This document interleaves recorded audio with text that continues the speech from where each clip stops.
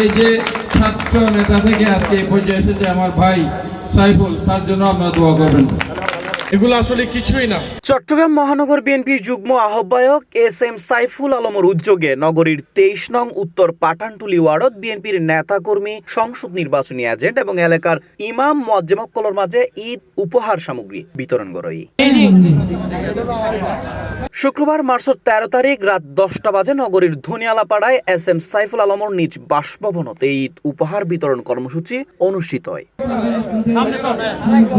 অনুষ্ঠানত 23 নং ওয়ার্ড বিএনপির আহ্বায়ক আব্দুল হালিমুর সভাপতিত্বে এবং ওয়ার্ড বিএনপির সদস্য সচিব এম.এ. হাসনাতর সঞ্চালনায় প্রধান অতিথি হিসেবে উপস্থিত আছেন চট্টগ্রাম 9 আসনের সংসদ সদস্য আলহাজ আবু সুফিয়ান। দীর্ঘ 30 দিন রমজানের রোজার পরে যে ঈদ হাসে এগিয়ে গই ঈদরে অর্থবহ করে ফেললা যে পড়ছি পাড়াপড়শির কাছে যে ঈদ বস্ত্র বিতরণ করে মহানগর বিএনপির যুগ্ম আহ্বায়ক সাইফুল আলম কাস্টম অ্যাসোসিয়েশনের প্রেসিডেন্ট এগুলো খুবই ভালো উদ্যোগ।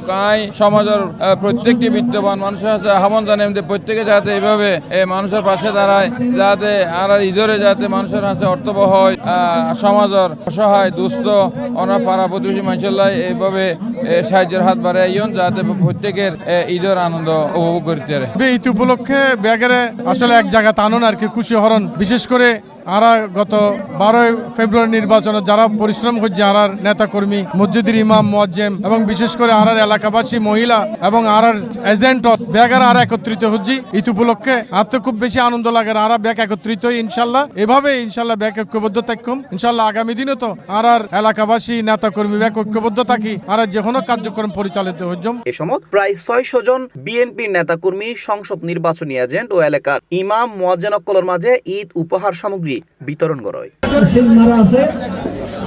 অনুষ্ঠানত আরো উপস্থিত আছিল কেন্দ্রীয় মহিলা দলের যুগ্ম সম্পাদক বেগম ফাতেমা বাদশা, ডবল মোরিং থানা বিএনপির সাবেক সাংগঠনিক সম্পাদক নুরুদ্দিন সোহেল, 23 নং ওয়ার্ড বিএনপির যুগ্ম আহ্বায়ক আকবর কবির চৌধুরী ডিউক, সিরাজুল ইসলাম, আবু তাহের, মোহাম্মদ আলী, মোহাম্মদ আব্বাস সহ বিএনপি ও অঙ্গ সংগঠনের বিভিন্ন পর্যায়ের নেতৃবৃন্দ এ সময় উপস্থিত আছেন।